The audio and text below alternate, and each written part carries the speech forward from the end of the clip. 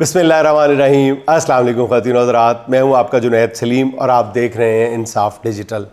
नाज़रीन, नून लीग को फार्म 47 के ज़रिए इक़्तिदार के हैंगर पे लटका तो दिया गया है, लेकिन सर पे रखी दस्तार अब खुलकर गले में आ पड़ी है और तेज़ी से गले का फंदा बनती जा रही है।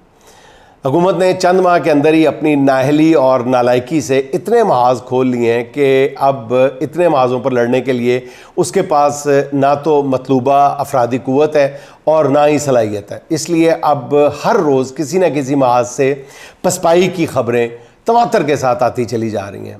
हुकूमत जो कहती है करना उसके बिल्कुल उलट पड़ता है।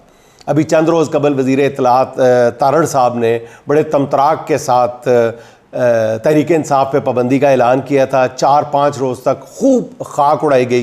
कोशिश तो ये थी कि इससे इमरान खान का दामन आलूदा करेंगे, लेकिन ये खाक उल्टा अपने ही सरों पे आ पड़ी।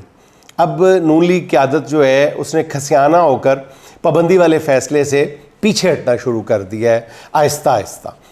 अच्छा, मुल्क के अंदर इमरान खान की बेमिसाल अवामी हमायत ने हुकूमत के नाक में एक तरह से दम कर रखा है।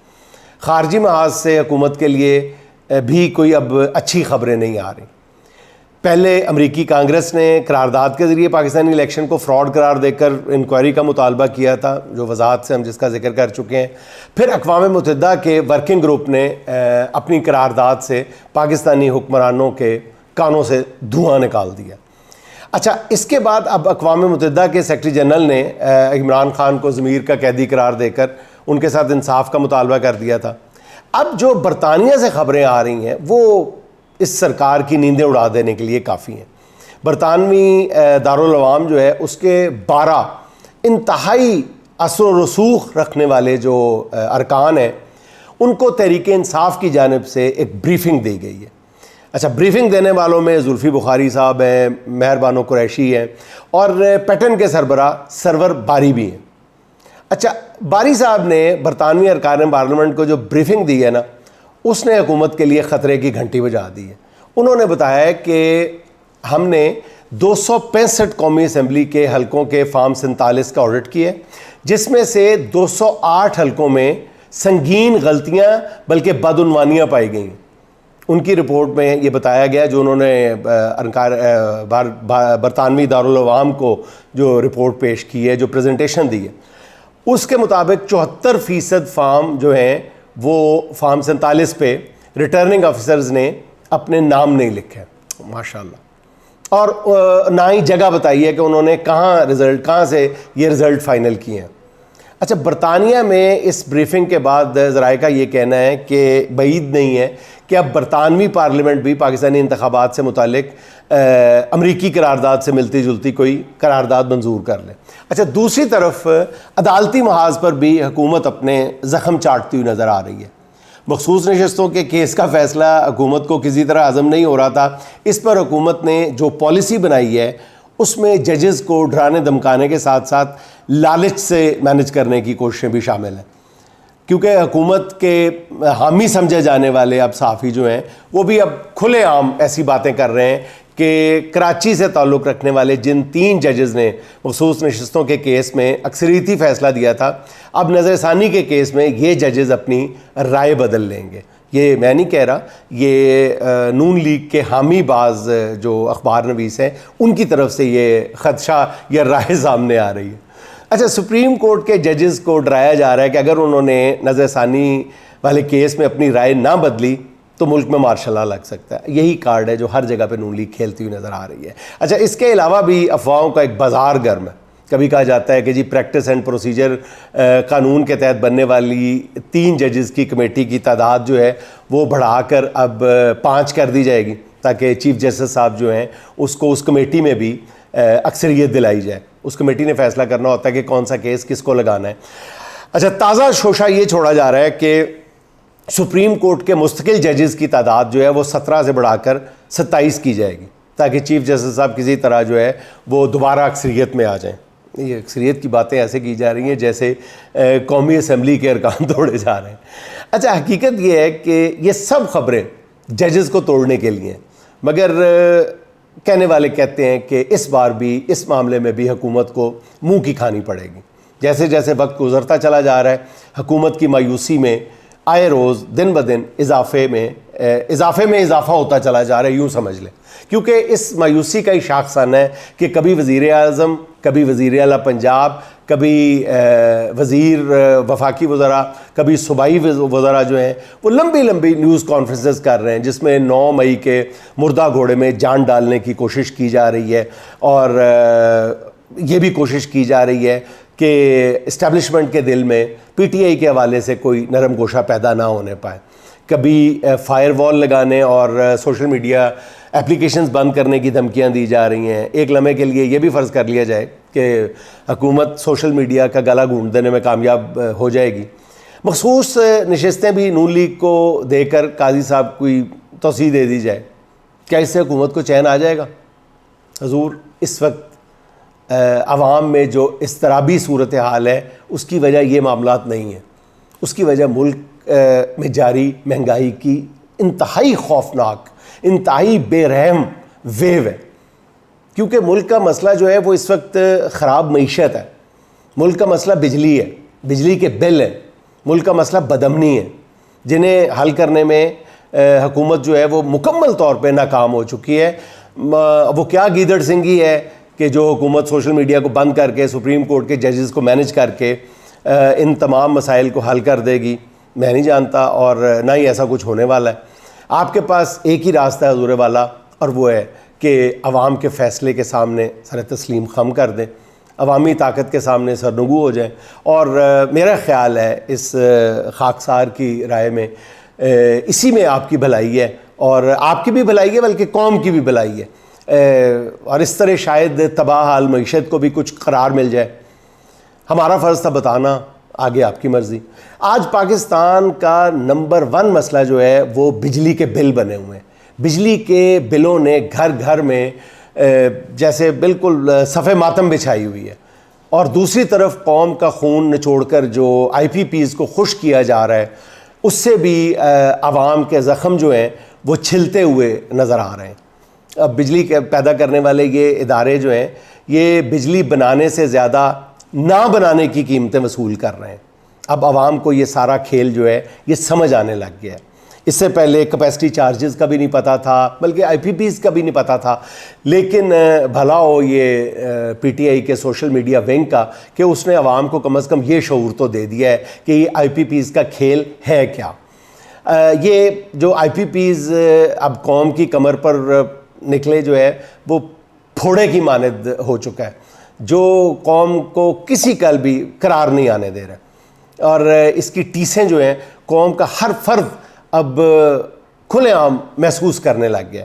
کیونکہ آئی پی پیز کا تحفہ بھی قوم کو نون لیگ اور پیپلز پارٹی نے دیا ہے، اور یہ جو آئی پی پیز ہیں معاہدے یہ 2002 1994 میں اور پھر 2015 میں نون لیگ اور پیپلز پارٹی کی عوام دوست حکومتوں نے دیے تھے، اور انہی معاہدوں کی بدولت کروڑوں عوام کی کمائی کیپیسٹی پیمنٹ کے ذریعے کیپیسٹی پیمنٹ کے نام پر 40 خاندانوں میں بانٹی جا رہی ہے، اور ان میں سے 4 آئی پی پیز ایسے ہیں جو جن کو بغیر بجلی پیدا کیے، 1 یونٹ بھی پیدا کیے بغیر، ہر ماہ 1000 کروڑ روپے دیے جا رہے ہیں، 1000 کروڑ روپے۔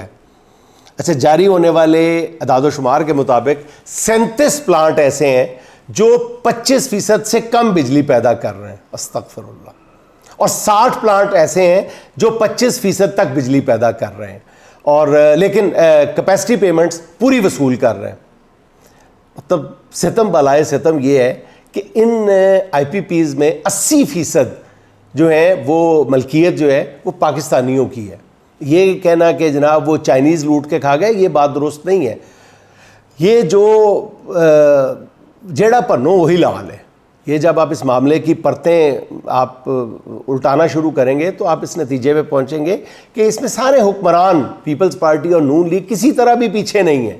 یہ مطلب یہ خوش قسمت پاکستانی وہی ہیں جو کسی نہ کسی طرح نون لیگ اور پیپلز پارٹی کی قیادت سے یا تو تعلق رکھتے ہیں یا ان سے کسی نہ کسی طرح کی قربت ان کی ضرور ہے۔ اور لوڈ شیڈنگ اور نون لیگ کا ہمیشہ سے ہی آپ کو پتہ ہے چولی دامن کا ساتھ ہے، نون لیگ نے اپنے ووٹرز اور حامیوں کو ویسے تو شعوری طور پہ ہمیشہ تحریکی میں ہی رکھا ہے، لیکن انہیں بجلی سے ملنے والی روشنی فراہم کرنے کی ہر دور میں کوشش نون لیگ نے جاری رکھی ہے. اور نون لیگ کو ملک کے اندھیروں سے اتنی نفرت ہے ماشاءاللہ کہ انہوں نے فراخ دلی سے ملک میں آئی پی پیز کے لائسنس جو لگانے کے جو لائسنس ہیں وہ فیاضی کے ساتھ عطا کیے تھے، کیونکہ اس وقت شور اتنا مچایا گیا تھا لوڈ شیڈنگ کا کہ عوام نے اس پہ بھی شکر ادا کیا تھا کہ کسی ریٹ پہ مل رہی ہے، چلو مل تو جائے گی. لیکن آگے جا کے کیا ہونا ہے اس کا اب تازہ ترین معاملہ سامنے یہ آیا ہے کہ شریف خاندان کو اس ملک سے اندھیرے مٹانے کا اتنا یعنی شوق تھا، اتنا جنون تھا کہ اس میں انہوں نے قانون کی بھی زیادہ پرواہ نہیں کی. نواز شریف صاحب جو تازہ ترین معاملہ سامنے آیا ہے جس نے عوام کے کانوں سے دھواں نکال دیا ہے وہ یہ کہ نواز شریف صاحب جون 2013 میں وزیر اعظم بنے تو اسی سال نومبر میں سلیمان شہباز صاحب کی چنیوٹ پاور لمیٹڈ نے نیپرا میں پاور جنریشن کے لائسنس کے لیے اپلائی کر دیا. واہ. اور نیپرا کے کسی پھر سر پھرے ایماندار اور کھڑوس قسم کے افسر نے وہ لائسنس کی درخواست کا جائزہ لینے کے بعد اس کو روٹین کے مطابق پھر منسوخ کر دیا، کیونکہ کمپنی نے بجلی کی ڈسٹریبیوشن کے لیے انفراسٹرکچر لگانے سے یا دکھانے سے انکار کر دیا تھا. مگر ظاہر ہے جب جذبہ جو ہے سچا ہو، ملک سے اندھیروں کے خاتمے کا ہو، تو پھر ایسی رکاوٹیں جو ہیں وہ پھر بڑے مقصد کی راہ میں کیسے عائل ہو سکتی ہیں. میاں نواز شریف صاحب خود تیسری بار ملک کے ظاہر وزیر اعظم بن چکے تھے. انہوں نے اپنے بھتیجے کو جذبے سے سرشار اپنے بھتیجے کو اس مشکل میں دیکھا تو پھر وہ فوری ان کی مدد کو آ پہنچے. ماشاءاللہ سلیمان شہباز کا جذبہ چونکہ نیک تھا، عزم پختہ تھا، اس لیے تایا وزیر اعظم نواز شریف کے حکم پہ فیصل آباد الیکٹرک اتھارٹی نے ایک لیٹر جاری کیا جس میں ان کی طرف سے حامی بھری گئی کہ فیسکو اپنے خرچ پہ ڈسٹریبیوشن لائن بچھانے کو تیار ہے. اچھا، اس پر چنیوٹ پاور کو آئی پی پی لگانے کا این او سی جاری کر دیا گیا. اس طرح سلیمان شہباز کا قومی خدمت کرنے کا جو جذبہ تھا وہ آخر اس کی تکمیل ہوئی اور جون 2014 میں ان کی کمپنی کا لائسنس بالآخر منظور کر لیا گیا. اچھا، پھر سلیمان شہباز کی پاور کمپنی نے جس جذبہ حب الوطنی کے تحت ملک سے اندھیرے ختم کرنے کا بیڑا اٹھایا تھا، آج اسی کا ثمر جو ہے وہ پا رہی ہے.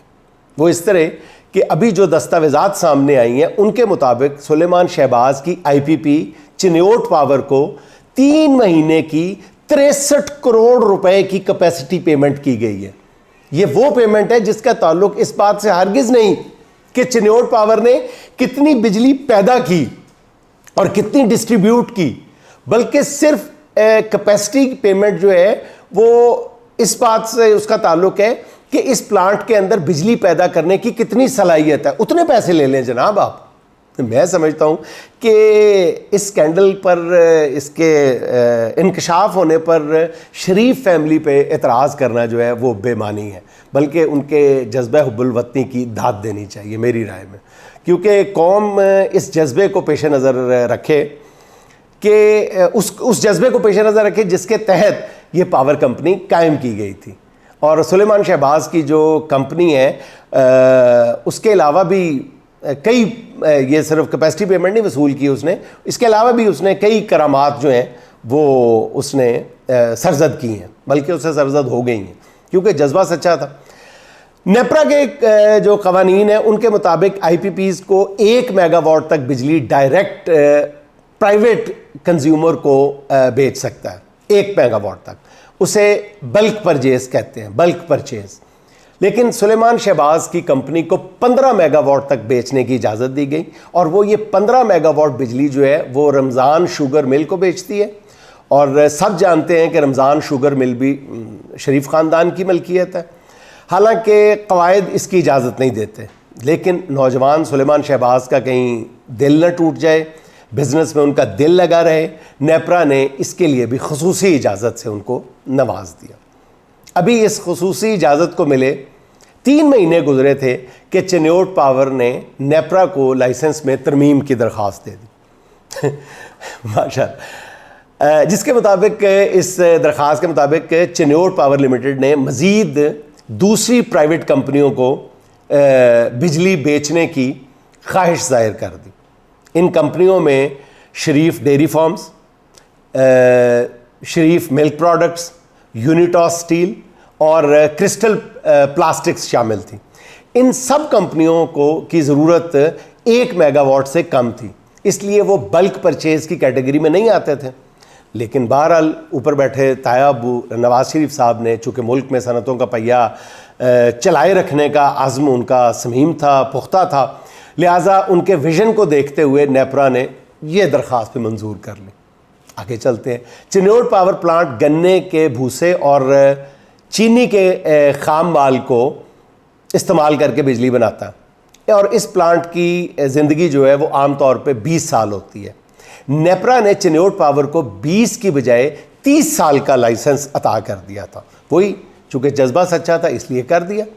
اچھا، سلیمان شہباز کی پاور کمپنی پچھلے 10 سال سے قومی خدمت کا ریکارڈ قائم کیے جا رہی ہے۔ بے شک اس کو ان کو 63 کروڑ روپے قومی خزانے سے عطا کر دیے گئے ہیں، لیکن بہرحال ان کا سچا جذبہ جو ہے وہ اپنی جگہ، اور اس خدمت کا ظاہر ہے صلہ جو ہے یہی بنتا تھا۔ مگر حاسد لوگوں کا اب کیا کریں کہ وہ اس قومی خدمت پہ بھی تانہ زنی کر رہے ہیں، اس کو کرپشن کہہ رہے ہیں، اس کو اقربا پروری کہہ رہے ہیں۔ میرا خیال یہ ہے کہ سلیمان شہباز اس تنقید کا برا نہیں منائیں گے، بلکہ وہ ایسی بلا وجہ کی جو تنقید ہے، اگر وہ اس کا جواب دینے بیٹھ جائیں گے تو میرا خیال ہے کہ قومی خدمت کا عظیم کام اس بے وجہ کے بحث و مباحث میں پیچھے رہ جائے گا۔ تو تنقید کرنے والوں کا کیا ہے، انہیں تو بس میرا خیال ہے کہ لوگوں کی کامیابی پر حسد سے جلنا آتا ہے، وہ جلتے چلے جائیں۔ تو ناظرین، میرا خیال ہے کہ اس اچھی خبر کے ساتھ آج کی آخری بات عباس تابش کی زبان میں، حاصل زندگی حسرت کے سوا کچھ بھی نہیں، حاصل زندگی حسرت کے سوا کچھ بھی نہیں، یہ کیا نہیں وہ ہوا نہیں، یہ ملا نہیں وہ رہا نہیں۔